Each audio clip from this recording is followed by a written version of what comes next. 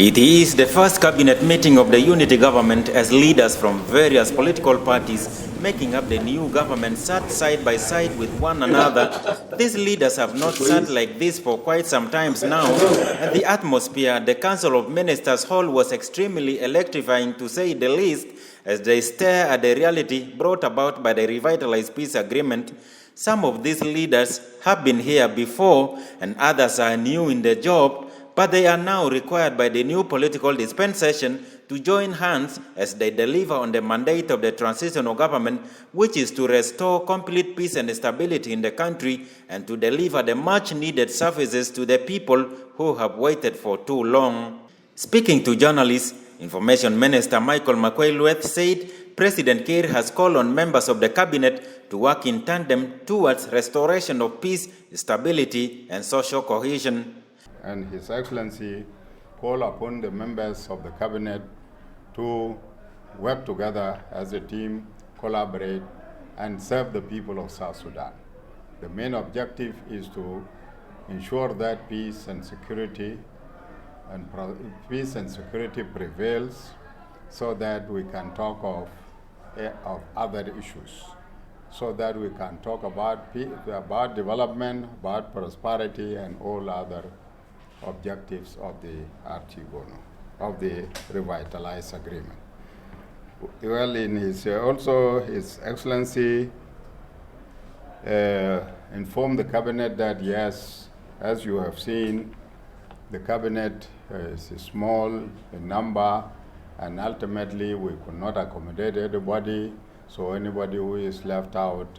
So good luck for those who are in, but for those who are left out, they should not also feel that they have been neglected, but it is the circumstances which led to them being left out from the cabinet. He also came out with a clear program for this phase one of the agreement, and that is to work for peace and harmony and ensure that the peace prevails in all aspects, and that the people should collaborate and work together. He asked the people to work as this first program is requested that we should restore law and order.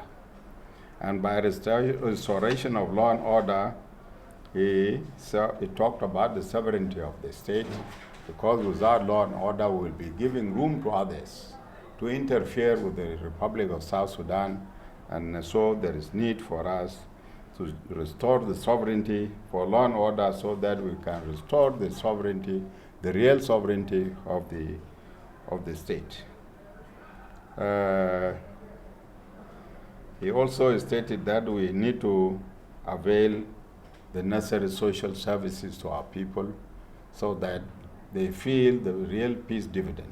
So far, up to this moment, our people have not tested the peace dividend for peace, and we are under duty as the Artigono to ensure that we render the real services that are dearly needed by our people. Call upon the cabinet to work together to fight corruption, so that our country is not considered to be part of the corrupt world. He also appealed to the cabinet and to all the people of South Sudan to work together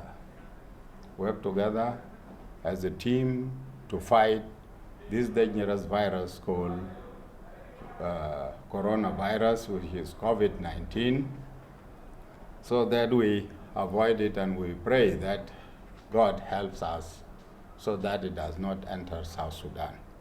It also called upon the health authorities and all the people of South Sudan to collaborate and work together to ensure that we protect ourselves from this coronavirus.